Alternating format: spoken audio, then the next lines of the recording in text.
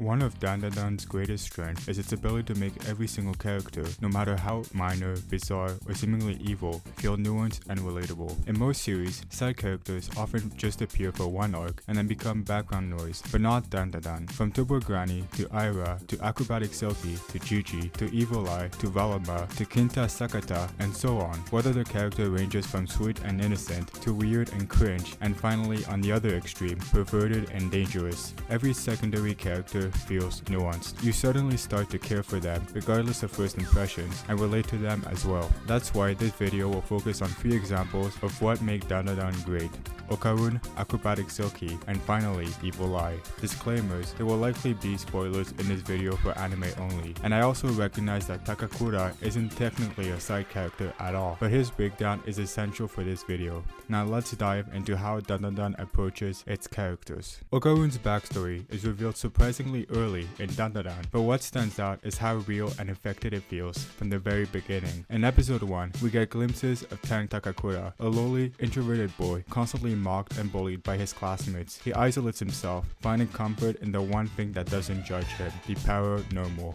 Aliens and UFOs become his obsession, not just out of curiosity, but from a deeper longing to connect with someone he believes won't be found in this world. That's when he meets Momo Ayase. She just happens to walk by and sit next to him to stop the bullying. But to Okarun, this moment is life-changing. She's not an alien, but she's so genuine, so special, that for the first time, he feels a real urge to connect with another human.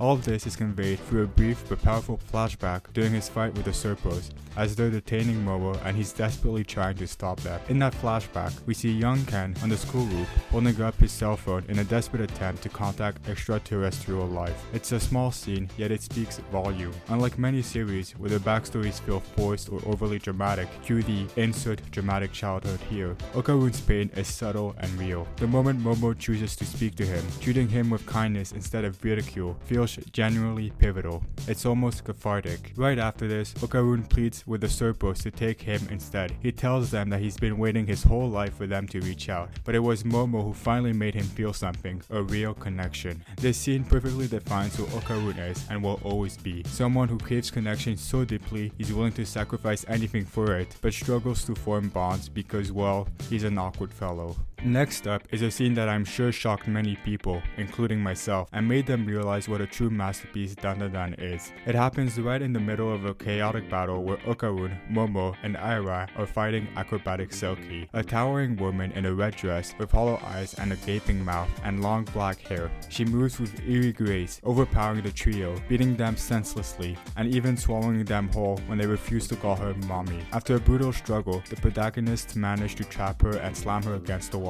But amidst the brief victory, Okarun and Momo notice something terrifying. Aira isn't breathing. Then, in a sudden twist, Acrobatic Silky, now looming over them, pleads with Momo to use her life force to bring Aira back. To show she means no harm, she rips her mouth open in a desperate act of sincerity. As Momo tries to connect Aira's fading life with Silky's aura, the story abruptly shifts into a flashback. We see a woman sitting on the edge of bed, naked, her face hidden from view. She dresses quietly and steps out into the rain, her every movement weighed down by exhaustion. At her door, she lingers, sets down her keys, and lets down a sigh, long and heavy, as if life itself had worn her thin. Then, the door opens, light floods out, and a little girl runs up to hug her around the waist. In that instance, we understand. This woman is a mother, overworked, drowning in burden, yet holding on to fleeting moments of love with her daughter. We watch her work multiple jobs, spiral into debt, and eventually lose her child when loan sharks come to collect what she can't pay. They beat her and snatch her daughter away. She chases after the van hopelessly until it disappears. Broken, she performs one final desperate dance on a rooftop before leaping to her death. Yet, even as a ghost, she's unable to move on until one day by chance, Aira accidentally mistakes her for her mother, reigniting her longing to be reunited with her child. This backstory blindsides the audience. Up until now, Acrobatic Silky seemed like a grotesque villain, a creepy yokai who stalks the heroes, forcing them into a bizarre call me mommy game game. You expect her to be a throwaway monster of the week, but instead, she becomes the first character to reveal Dandadan's true brilliance, its ability to give depth and humanity to even the strangest, most absurd characters. From her introduction to her final moments, acrobatic Selkie marks the first time Dandadan turns a ridiculous monster into a tragic, fully fleshed out character, and this moment sets the tone for everything that follows. Lastly, we have Evil Eye. At first glance, he's the epitome of chaotic evil, a towering, half-naked yokai with a permanent, sinister, creepy grin, always itching for a fight and threatening to murder anyone in his way. But much like this series' other villains, Evil Eye is anything but shallow. Again, while Jiji, Takakura, and Momo are in their struggle against the cryptic Earthworm, Evil Eye appears suddenly to defend them and then turns to look at Jiji in the eyes. Suddenly, Jiji has a vision: 3 boys dancing in the field, then a barred window within a cave, and inside this cave is a single boy looking out.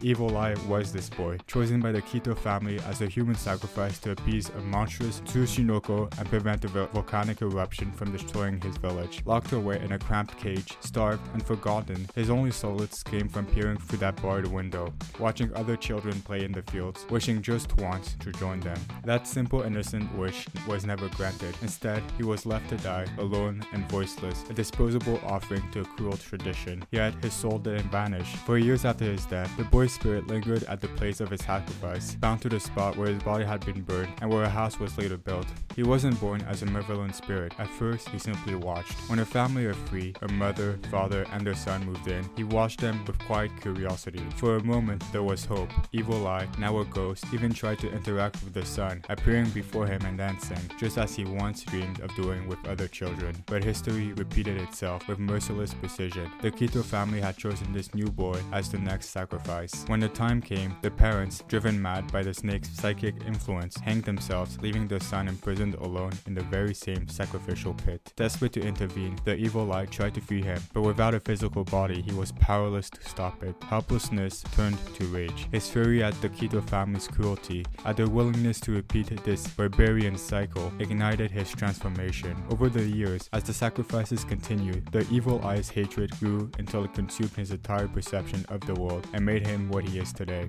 It isn't just the Kito family, but all of humanity that had betrayed him. Even with his backstory complete, Dandadan doesn't just reduce him to a one-dimensional villain. His outbursts of violence are shown for what they truly are, a warped attempt to play. He doesn't know how else to connect. His childish desire to interact, to fight, to wrestle, all stem from that one unrealized wish to be included. His attacks are loud, chaotic, and dangerous, but at their core, they're fueled by a boy who was never taught how to properly engage with the world. And that's just scratching the surface of Dandadan's character writing. The depth and complexity of its character are a big part of why I believe Dandadan is peak fiction, but there are plenty of other reasons. In the next video, we'll dive into one of them, how Dandadan cleverly references other iconic anime series, creating an experience that feels tailor-made for hardcore anime fans.